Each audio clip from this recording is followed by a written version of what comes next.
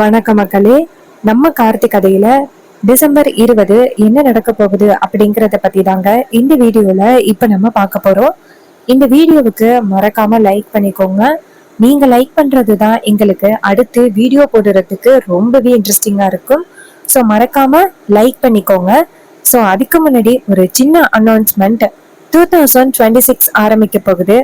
So நம்ம subscriber 3 பேருக்கு வந்துட்டு ஒரு ஸ்பெஷலான கிஃப்ட் வந்து ஷேர் பண்ணலாம் அப்படின்னு நினைக்கிறேன். ஸோ கிஃப்ட் என்னன்னு பார்த்தீங்கன்னா கண்டிப்பா அது கேர்லி கிஃப்ட் தான்.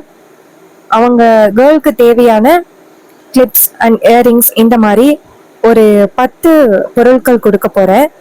நீங்க உங்களுக்கு இந்த கேர்லி கிஃப்ட் வேணும் அப்படின்னு நினைச்சீங்கன்னா கமெண்ட்ல மறக்காம எஸ் அப்படின்னு டைப் பண்ணுங்க. ஸோ வாங்க வீடியோல என்ன நடக்க போகுது அப்படிங்கிறத மறக்காம பார்ப்போம். சரி வாங்க, என்ன நடந்துச்சு அப்படின்னா, நம்ம ஹீரோ இருக்காருல்ல, அவரு செம்ம கெத்தா வந்துட்டு அந்த இடத்துல வந்து இறங்குறாரு. ஹீரோ இறங்குனதை பார்த்துட்டு அந்த வில்லிக்கு ரொம்பவே எதிர்ச்சி. என்னடா இது, இவன் வந்து இறங்குறான் அப்படின்னு. அப்ப வில்லி நேரா அவங்க அக்கா கிட்ட, என்னக்கா இது, இவன் வந்து இந்த இடத்துல இறங்குறான், இவனுக்கும் இதுக்கும் என்னக்கா சம்பந்தம், இவன் எதுக்குக்கா இங்க வரணும் அப்படின்னு சொல்லி கேட்க, ஈஸ்வரி சொல்றாங்க, அதாண்டி எனக்கும் தெரியல, இவன் எதுக்கு இங்க வந்து இறங்குறான் அப்படின்னு சொல்லிட்டு பாத்துக்கிட்டு இருக்காங்க. அப்ப ஹீரோ அந்த இடத்துக்கு வராரு. வந்ததோட அந்த மேனேஜர் நேரா ஹீரோவை பார்த்து, சார் வாங்க சார், உங்களுக்காக தான் இவ்வளவு நேரம் நாங்க எல்லாருமே காத்துக்கிட்டு இருந்தோம் சார், பணத்தை கொடுத்துட்டு இந்த செங்கல் சூளைய வாங்கிக்கலாம் அப்படின்னு சொல்ல ஹீரோவும் சரி அப்படின்னு சொல்றாங்க. அப்ப ஈஸ்வரி, ஒரு நிமிஷம் இருங்க, இந்த செங்கல் சூளைய ஏலம் எடுத்தது இவனா, இவனுக்காக நீ ஏலம் எடுத்தியா? அப்ப அவர் சொல்றாரு, ஆமா மேடம், சார் தான் எங்க கம்பெனியோட எம்டி, இவர் தான் என்ன இதை ஏலத்துக்கு எடுக்க சொன்னாரு, நானும் வந்தேன். இதை கேட்டதும் ஈஸ்வரி சொல்றாங்க, இங்க பாரு, எவ்வளவு தைரியம் இருந்தா எனக்கு தெரியாம இப்படி பண்ணிருப்ப. ஹீரோ சொல்றாரு, அத்தை, உங்களோட செங்கல் சூளை ஏழைக்கு வரப்போகுது அப்படின்னு கேள்விப்பட்டேன். இந்த செங்கல் சூளை எவ்வளவு அதிர்ஷ்டமான செங்கல் சூளை அப்படிங்கிறது எனக்கு தெரியும். அதான் இத வாங்கணும் அப்படின்னு நினைச்சு நான் வந்து கேட்டேன். உடனே எனக்கு வந்துட்டு ஏலத்துல கிடைச்சிருச்சு. இதுல என்ன இருக்குத? அப்ப வில்லி சொல்றாங்க, அக்கா இப்ப புரியுதுக்கா இவனோட நாடகம் என்ன அப்படின்னு. செங்கல் சூளையில உள்ளவங்களை உனக்கு எதிரா திருப்பி விட்டு எல்லாரையும் பேச வச்சு உன்னையவே இந்த செங்கல் சூளையை ஏலத்துக்கு விடுற மாதிரி ட்ரை பண்ணிட்டு இப்போ எப்படி பேசுறான் பாத்தியா? இவ சாதாரண ஆள் இல்லக்கா, சூழ்ச்சி முறையை பயன்படுத்தி நம்மள நல்லாவே தோற்கடிக்க பாக்குறாக்கா. ஈஸ்வரி சொல்றாங்க, ஏய் உனக்குதான் இந்த செங்கல் சூளையா? அப்ப ஹீரோ சொல்றாரு, ஆமாத்த எனக்குதான் அப்படின்னு சொல்லிட்டு கையெழுத்து போட்டு அந்த செங்கல் சூளைய வாங்குறாங்க. வாங்கிட்டு, இங்க பாருங்கத்த, இதுக்கும் இங்க வேலை பார்த்தவங்களுக்கும் எந்தவித சம்மந்தமும் இல்ல, ஏதோ என் மேல உள்ள பாசத்துல அவங்க எல்லாருமே உங்ககிட்ட அப்படி பேசிட்டாங்க. அவங்க எல்லாரும் பேசினதுக்கு வேணும்னா நான் மன்னிப்பு கேட்டுக்கிறேன். ஆனா தயவு செஞ்சு அவங்க யாரையுமே நீங்க தண்டிச்சிடாதீங்க. அவங்க எல்லாருக்குமே ஒவ்வொரு குடும்பம் இருக்கு. எல்லாருமே இந்த செங்கல் சூளையை தான் நம்பி இருக்காங்க. திடீர்னு அவங்கள இந்த வேலையை விட்டு போங்கன்னு சொன்னா அவங்களால எப்படி போக முடியும்? அப்படியே போனாலும் அவங்க எதிர்காலம் இல்லாமல் பாதிக்கப்படும். வேற யாருக்காவது போனா இந்த செங்கல் சூளை கண்டிப்பா ரொம்ப பெரிய பிரச்சனையாகிடும். இது உங்களுக்கு ரொம்ப அதிர்ஷ்டமான செங்கல் சூளை அப்படிங்கிறத நான் வந்த நாள்லயே தெரிஞ்சுக்கிட்டேன். அப்படி இருக்கையில இந்த செங்கல் சூளை வேற யாருக்கும் போறத நான் இப்படித்தான் பாத்துக்கிட்டு இருப்பேன். அதனாலதான் இந்த செங்கல் சூளைய வாங்கினேன். இப்போ இந்த செங்கல் சூளை என் கைக்கு வந்தாலும் இதை நான் இப்போ உங்க கையில தான் கொடுக்க போறேன். இன்னாங்க அப்படின்னு சொல்லிட்டு செங்கல் சூளைய பேப்பர்ஸ கொடுக்க, ஈஸ்வரி சொல்றாங்க, ஏய் நீ எனக்கு என்ன பிச்சையா போடுற? இந்த செங்கல் சூளையில வேலை பார்த்த எவனும் என் பேச்சை கேட்க மாட்டேங்கிறானே அப்படின்னு எனக்கு கொஞ்சம் சந்தேகம் வந்துச்சு. இப்பதான் புரியுது இது எல்லாமே உன்னுடைய திட்டம் அப்படின்னு. எப்படியாவது இந்த செங்கல் சூளைய என்கிட்ட இருந்து பிடிக்கணும் அப்படிங்கிறதுக்காக நீ இப்படி சூழ்ச்சி முறையை பயன்படுத்தி என்னை தோற்கடிச்சிருக்க. உன்னை சும்மா விட மாட்டேன்டா. ஹீரோ சொல்றாரு, இங்க பாருங்கத்த, எனக்கு எப்பவுமே உங்களை தோற்கடிக்கணும் அப்படிங்கிற எண்ணமெல்லாம் எனக்கு துளி அளவு கூட கிடையாது. உங்களுக்கு வர பிரச்சனைகள் எல்லாத்தையிலிருந்தும் உங்களை காப்பாத்திக்கிட்டு இருக்கேன், அவ்வளவுதான். அதுக்கு வில்லி சொல்றாங்க, பாத்தியாக்கா, இத்தனை வருஷமா பிரச்சனைகள் எல்லாத்தையும் ஒரே ஆளா நீ சமாளிச்சுக்கிட்டு இருக்க. ஆனா இவன் வந்து பிரச்சனைகளை உனக்கு சால்வ் பண்ணி கொடுக்கறான். பாத்தியாக்கா எப்படி பேசுறத? இதை கேட்டதும் ஈஸ்வரி சொல்றாங்க, ஆமாண்டி, எனக்கு நல்லாவே காதுல விழுகுது. இங்க பாருடா டிரைவர் பையலே, இந்த செங்கல் சூளைய நான் ஏலத்துக்கு விட்டுட்டேன். இது யாருக்கு போனான்னு எனக்கு வந்து அவசியமே கிடையாது அப்படின்னு சொல்லிட்டு நேரா ஹீரோவை பார்த்து, இங்க பாரு, ஆனா என் கம்பெனில வேலை பாக்குறவங்க எல்லாரையுமே தூண்டி விட்டு இப்படி பேச வச்சு இந்த செங்கல் சூளைய ஏலம் வரைக்கும் நீ கொண்டு வர வச்சியல்ல, உன்னை சும்மா விட மாட்டேன் அப்படின்னு சொல்ல. அப்ப ஹீரோ சொல்றாரு, அத்தை, இந்த செங்கல் சூளைய நீங்களாதான் ஏலத்துக்கு விடணும் அப்படின்னு சொன்னீங்க, நானா இத ஒண்ணு ஏலத்துக்கு போடணும்னு சொல்லவே இல்லை. அப்ப வில்லி சொல்றாங்க, இங்க பாரு, கம்பெனில உள்ள தொழிலாளர்கள் பேசினதுனாலதான் அக்கா இப்படி ஒரு முடிவெடுத்தா, இது எல்லாத்துக்கும் நீதாண்டா காரணம் அப்படின்னு சொல்ல. ஹீரோ சொல்றாரு, அத்தை, இப்ப கூட சொல்றேன், இந்த செங்கல் சூளை எனக்கு தேவையில்லை, இத நீங்களே வச்சுக்கிடுங்க. ஈஸ்வரி சொல்றாங்க, நீ எனக்கு பிச்சை போடுறியா? இங்க பாரு, என்னைக்கா இருந்தாலும் சரி, அந்த பரமேஸ்வரியோட கையில இருந்து நான் எதுவும் வாங்க மாட்டேன், மாடி போகலாம் அப்படின்னு சொல்லிட்டு கிளம்புறாங்க. அப்போ ஹீரோ வந்துட்டு அந்த இடத்துல நிக்க, மேனேஜர் சொல்றாரு, சார், நீங்க சொன்ன மாதிரி இந்த இடத்த நான் ஏலத்துக்கு வாங்கிட்டேன். அப்ப ஹீரோ சொல்றாரு, சூப்பர் அப்படின்னு. அப்ப அவங்க உள்ளவங்க நேரா ஹீரோவை பார்த்து, சார், எங்க கையில இருந்தா நாங்க கண்டிப்பா எல்லாரும் இந்த கம்பெனிய ஒழுங்கா பார்த்துப்போமா இல்லையா அப்படிங்கிறது எங்களுக்கு சந்தேகம்தான். ஆனா உங்க கைக்கு இந்த செங்கல் சூளை வந்திருக்கு, கண்டிப்பா நீங்க இந்த தொழில நல்ல முன்னேற்ற அளவுக்கு கொண்டுட்டு போவீங்க அப்படின்னு தெரியும். அதோட இங்க இருக்கிற எம்ப்ளாயிஸ் எல்லாருக்குமே இனிமே கவலையே கிடையாது, எல்லாரையுமே நீங்க பத்திரமா பாத்துப்பீங்க அப்படிங்கிற நம்பிக்கை எங்களுக்கு வந்துட்டேன் சார். இனிமே நீங்க எதுக்கும் கவலைப்பட வேண்டியதில்ல சார், இங்க உள்ள எம்ப்ளாயிஸும் எதுக்கும் கவலைப்பட வேண்டியல அப்படின்னு சொன்னதும் ஹீரோவும் சரி அப்படின்னு சொல்ல.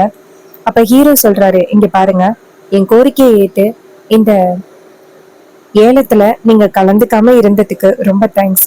அவங்க சொல்றாங்க, இங்க பாருங்க, ஒரு நல்ல காரியத்துக்காக நீங்க எங்க கிட்ட இந்த விஷயத்த சொன்னீங்க, நாங்களும் சரின்னு சொன்னோம், நாங்க தான் சார் இதுக்கு பெருமைப்படணும் அப்படின்னு சொல்ல. ஹீரோவும் சரி அப்படின்னு சொல்றாரு. அதுக்கப்புறம் எல்லாரும் அந்த இடத்துல இருந்து போறாங்க. அப்ப செங்கல் சூளையில உள்ள தொழிலாளிங்க எல்லாருமே சோகத்துல நிக்க, ஹீரோ நேரா தொழிலாளிங்க கிட்ட போயிட்டு, என்னாச்சு, ஏன் இவ்வளவு சோகமா இருக்கீங்க? அவங்க சொல்றாங்க, சார், இந்த செங்கல் சூளைய மேடம் ஏலத்துக்கு விட்ட அப்படின்னு சொல்லிட்டாங்க. கேட்டதோட எனக்கு ரொம்பவே கவலையா இருந்துச்சு, நாங்க என்ன பண்ண போறோம்னு தெரியல. அப்ப ஹீரோ சொல்றாரு, இங்க பாருங்க, நீங்க ஏன் கவலைப்படுறீங்க, இந்த செங்கல் சூளைய நான் வாங்கிட்டேன், இனிமே நீங்க இதுல எத்தனை வருஷம் வேணாலும் நீங்க வேலை பார்க்கலாம். அப்ப அவங்க எல்லாருமே ரொம்ப சந்தோஷப்பட்டு, ஐயா, உண்மையா சொல்றீங்களா? அப்ப ஹீரோ சொல்றாரு, ஆமா, இந்த செங்கல் சூளைய மேடத்துக்கிட்ட இருந்து நான் தான் ஏலத்துக்கு எடுத்தேன், இனிமே நீங்க யாரும் பயந்துகிட்டு வேலை பார்க்கணும் அப்படிங்கிற அவசியமே கிடையாது, நீங்க எதிர்பார்த்தபடி நானும் இங்க இருப்பேன்.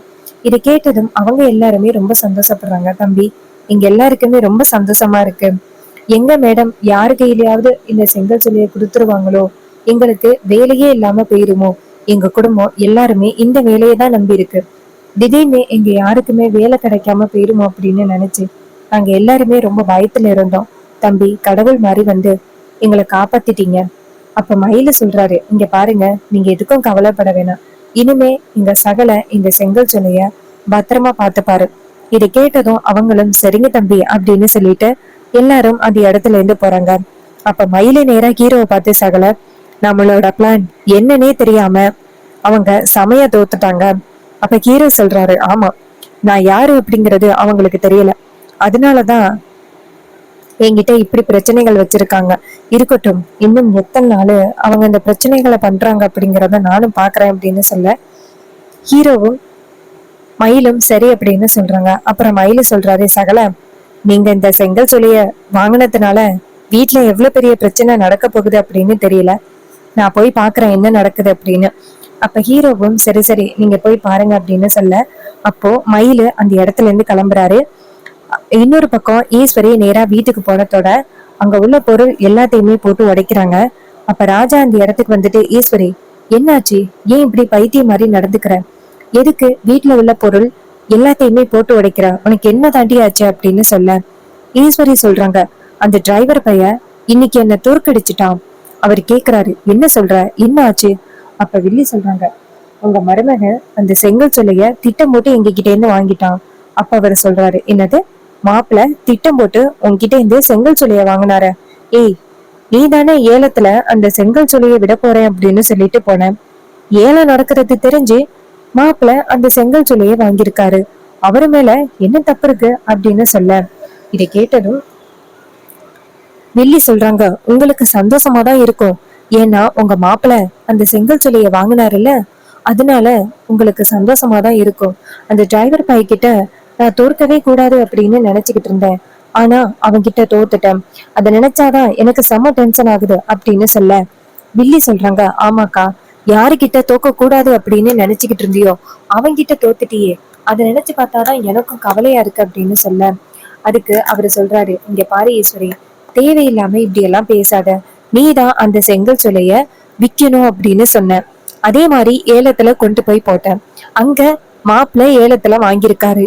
இப்போ உனக்கு அதுல என்ன?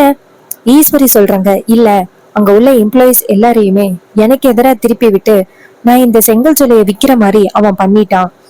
இந்த செங்கல் சூளை எந்த அளவுக்கு எனக்கு அதிர்ஷ்டமான செங்கல் சூளை அப்படிங்கறது அவனுக்கு தெரியும்.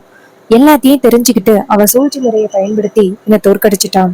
இது கேட்டதும் ராஜா சொல்றாரு, இங்க பாரு, நீ மாப்பிள்ளைய பத்தி இப்படியே தப்பா நினைச்சுக்கிட்டாரு. நீ செங்கல் சூளைய வேற யாருக்காவது வித்துட்டா அங்க உள்ளவங்க எல்லாருமே ரொம்ப பாதிக்கப்படுவாங்க அப்படின்னு நினைச்சு மாப்பிள்ள இப்படி ஒரு முடிவெடுத்திருக்காரு. நீ அவருக்கு போயிட்டு நீ இவ்வளவு பெரிய துரோகம் பண்ணணும் அப்படின்னு நினைக்கிற. இங்க பாரு, அவரை பத்தி இதுக்கு மேல தப்பா சொல்றத நிப்பாட்டு அப்படின்னு சொல்ல இது கேட்டதும் வில்லியும், பாத்தியாக்கா, இந்த வீட்டுல எல்லாருமே அந்த டிரைவர் பையனுக்கு தான் சப்போர்ட் பண்றாங்க, யாருமே உனக்கு சப்போர்ட் பண்ணவே இல்லை பாத்தியா. இதை கேட்டதும் ஈஸ்வரி சொல்றாங்க, ஆமாடி, நானும் பாக்குறேன், பாத்துக்கிட்டு தான் இருக்கிறேன் அப்படின்னு சொல்லிட்டு வில்லி டென்ஷன் ஆகுது, ஈஸ்வரி டென்ஷன் ஆகுறாங்க. அதுக்கப்புறம் ஹீரோயின் வந்துட்டு ரொம்ப சந்தோஷப்படுறாங்க. அம்மாவோட செங்கல் சூளை வேற யாருக்காவது போனுச்சுன்னா ரொம்பவே கவலையா இருக்கும் எனக்கு அப்படின்னு நினைச்சுக்கிட்டு இருந்தவங்களுக்கு இப்ப அந்த செங்கல் சூளை அவங்க புருஷன் கைக்கு போனதோட ரொம்ப சந்தோஷப்படுறாங்க. அவங்க நேரா அவங்க ஹஸ்பண்டுக்கு போன் பண்றாங்க. அவரு போன் அட்டன் பண்ணி சொல்லுமா அப்படின்னு சொல்ல ஹீரோயின் சொல்றாங்க, என்னங்க, அந்த செங்கல் சூளைய நீங்க விலைக்கு வாங்கினதா கேள்விப்பட்டேன். எனக்கு ரொம்பவே சந்தோஷமா இருக்கு. இனிமே யாருமே கவலைப்படணும் அப்படின்னு அவசியமே இல்லை. அங்க உள்ள எம்ப்ளாயிஸ் எல்லாருமே ரொம்ப சந்தோஷப்படுவாங்க.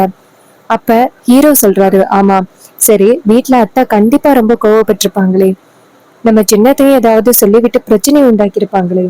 அதுக்கு ஹீரோயின் சொல்றாங்க, ஆமா, சின்னத்தை வந்ததுல இருந்து சரியான திட்டமா போட்டுக்கிட்டு இருந்தாங்க, எப்படியாவது அம்மாவை தூண்டி விட்டு பெரிய பிரச்சனையாக்கணும் அப்படின்னு.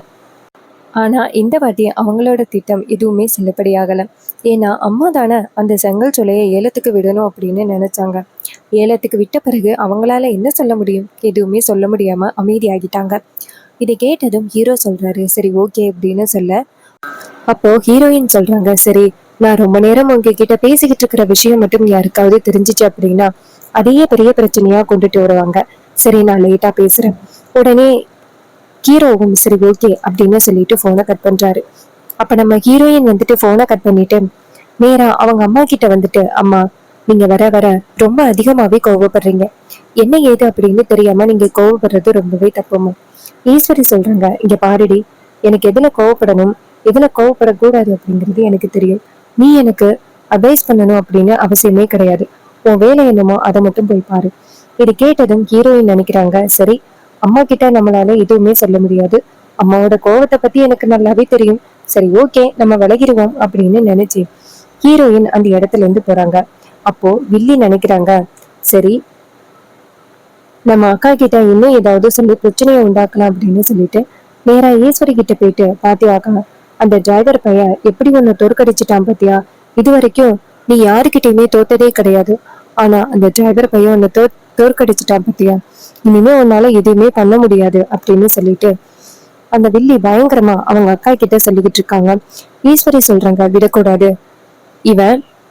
இவனை விடவே கூடாது, நம்மளுக்கு எவ்வளவு பெரிய பிரச்சனை உண்டாக்கியிருக்கான், நான் அவனை விடவே மாட்டேன் அப்படின்னு சொல்லிட்டு ஈஸ்வரி பயங்கரமான கோவப்படுறாங்க. வில்லி நம்ம ஹீரோவுக்கும் ஈஸ்வரிக்கும் உள்ள இந்த பிரச்சனையை பயன்படுத்தி கண்டிப்பா ஏதாவது ஒரு பெரிய சம்பவத்தை பண்றதுக்கு ட்ரை பண்ணுவாங்க. இது எல்லாமே அப்கமிங் எபிசோடுல ரொம்ப ரொம்ப இன்ட்ரெஸ்டிங்கா நடக்க போகுது. ஸோ இந்த வீடியோ பிடிச்சிருந்துச்சுன்னா இந்த வீடியோவுக்கு மறக்காம லைக் பண்ணிக்கோங்க. நீங்க லைக் பண்றது தான் எங்களுக்கு அடுத்த வீடியோ போடுறதுக்கு ரொம்பவே இன்ட்ரெஸ்டிங்கா இருக்கும். ஸோ மறக்காம லைக் பண்ணிட்டு இந்த வீடியோவை பாருங்க. தேங்க்யூ ஃபார் வாட்சிங்.